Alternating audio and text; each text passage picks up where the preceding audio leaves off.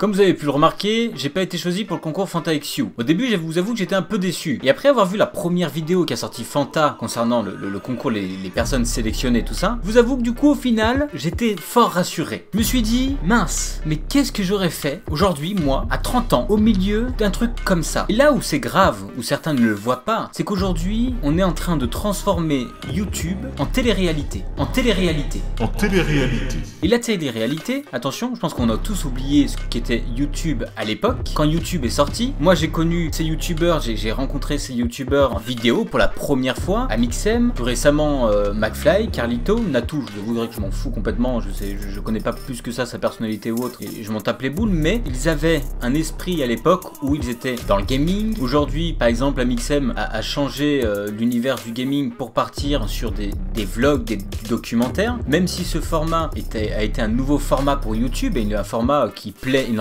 et qui me plaît énormément, je pense que l'évolution de YouTube est en train de devenir un ramassis de merde. Et là où je suis choqué, c'est que on voit qu'aujourd'hui la Fanta qui nous sort un Star Academy avec une maison, 20 participants, ils sont tous en train de rigoler entre eux, mais ils nous oublient aussi une chose, c'est qu'un seul sera choisi. Et là, on a craché pendant des années sur la télé-réalité, sur la télévision. Tout le monde a commencé à partir sur YouTube en disant YouTube c'est mieux, nous on crache sur la télévision. Rappelez-vous, il n'y a pas longtemps, il y a eu un scandale. Il y a eu un scandale sur Squeezie qui est passé à la télévision, qui s'est fait cracher dessus par la télévision. Et au final, on a tous réagi en défendant la cause des vidéastes et des youtubeurs. Pour au final quoi? Pour au final voir un concours semi-truqué, hein, parce qu'aujourd'hui, je sais pas si vous avez vu, mais il y a énormément de participants qui connaissaient déjà Amixem, qui connaissaient déjà McFly et Carlito. Après, j'ai pas, attention, hein, ce ne sont que des avis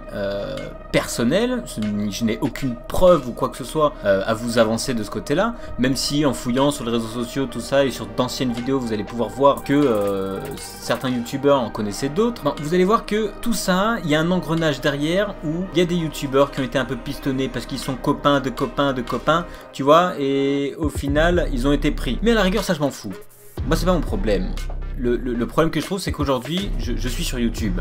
J'ai pas la prétention de faire une qualité de vidéo, des qualités de vidéo énormissimes, mais je me fais plaisir. Je crée du contenu pour, en tant que créateur de vidéos, de créateur de contenu, et je me fais plaisir pour faire plaisir. Et là où ça part en couille, c'est qu'aujourd'hui on a ces gros youtubeurs là, qui sont l'image de YouTube, qui viennent nous chier dessus, en fait. Pour moi, c'est comme si ces gros youtubeurs là chiaient sur les youtubeurs de YouTube, en fait. Vous voyez ce que je veux dire? Ils nous chient dessus, sur tous les créateurs. Ils sont en train de faire la promotion d'un contenu télévisuel, un contenu donc qu'on trouverait à la télévision, sur YouTube. Ils en font la promotion et ils en sont en quelque sorte les parrains. Et c'est là où ça me choque. Et je sais pas si vous vous rendez compte de ce truc-là. YouTube, avant, c'était vraiment du plaisir, du gaming, du partage. Après, il y a l'argent qui est arrivé, forcément, et fort heureusement pour certains, parce que l'implication qu'on met sur YouTube, bah, c'est normal qu'à partir d'un moment, c'est quand même du travail. C'est énormément de travail, énormément de partage de vidéos, de montage de vidéos, etc. Donc ça prend du temps. Donc heureusement que ça a été rémunéré. Le seul truc, c'est que on a commencé à transformer YouTube avec du format gros putaclic, avec des pranks, avec des conneries de plus en plus lourdes. Et je vois pas pourquoi aujourd'hui on arriverait à cautionner le fait que YouTube devienne notre nouvelle télévision. Notre nouvelle télévision. Si c'est pour regarder de la merde de ce genre-là, je préfère aller largement devant ma télé à regarder TF1. Alors oui, il y a plein des gamins devant leur PC qui sont tout contents de voir leur youtubeur. C'est comme moi à l'époque, quand j'avais 8 ans, je regardais Hercule à la télévision, la série Hercule, et un jour, il y a eu l'épisode de Xena qui était dans Hercule. Deux séries différentes, et en final, Xena et Hercule se rejoignent. Et là, j'étais là, ah, mes deux héros préférés se rejoignent. C'est comme quand on regarde les Avengers, c'est trop bien, on est content. Et là, donc du coup, je peux comprendre qu'il y a un engouement de ah, mais il y a tel youtubeur que j'adore qui va être avec tel youtubeur que j'aime bien et qui vont faire ensemble, ça va être trop rigolo. Mais oubliez pas qu'ils sont aussi en compétition et qu'ils sont en train d'être enfermés dans une maison pour travailler. Mais là, on devient des produits en fait. On n'est plus des créateurs, on est en train d'être transformés en produits de YouTube, et c'est là où ça me choque, où je trouve ça pas normal. Je refuse d'être un produit de YouTube. Si j'avais été pris dans cette émission, je sais pas si j'aurais joué le jeu, peut-être que je me serais fait virer, je vous avoue.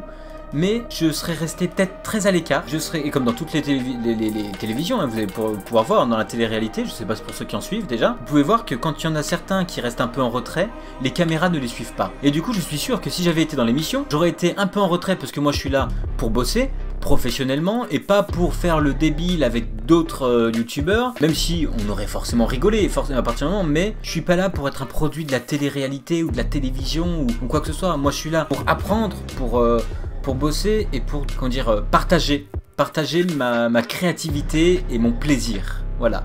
Et le partager, du coup, plus on le partage avec deux personnes, plus on a la satisfaction de créer notre contenu. Donc, il y en a certains qui vont me cracher à la gueule dans les commentaires et qui vont me dire « Ouais, ferme ta gueule, t'es jaloux, nanana ». Vous pouvez dire ce que vous voulez, c'est pas grave, ça ne me dérange pas, vous pouvez vous acharner dans les commentaires. Vous savez, Amixem, je l'ai côtoyé pendant un bon petit moment. Personnellement, attention, hein, c'est Amixem, c'est une personne que j'ai côtoyée personnellement, une personne que j'ai appréciée, une personne que j'ai vu évoluer au fur et à mesure du temps, que j'ai aidé pendant un certain moment quand j'étais à la Paris Games Week avec lui, où du coup il faisait des shows à gauche à droite et du coup je l'ai aidé pour des affaires, pour des machins, où du coup il avait besoin d'aide pour tiens tu peux me prendre ça s'il te plaît le temps qu'on aille jusqu'à là-bas, est-ce que tu peux m'accompagner jusqu'à là? On a fait ça et du coup c'est pas une personne qui est mauvaise par exemple, mais j'arrive pas à comprendre qu'il puisse cautionner ce genre de choses et en être le parrain. Et FantaXU, le tout premier par exemple, ne m'avait pas forcément choqué, mais celui-ci je trouve qu'on passe à une autre phase de YouTube, on retransforme YouTube encore une fois, ça craint de plus en plus. C'est pas un coup de gueule forcément, c'est juste une inquiétude,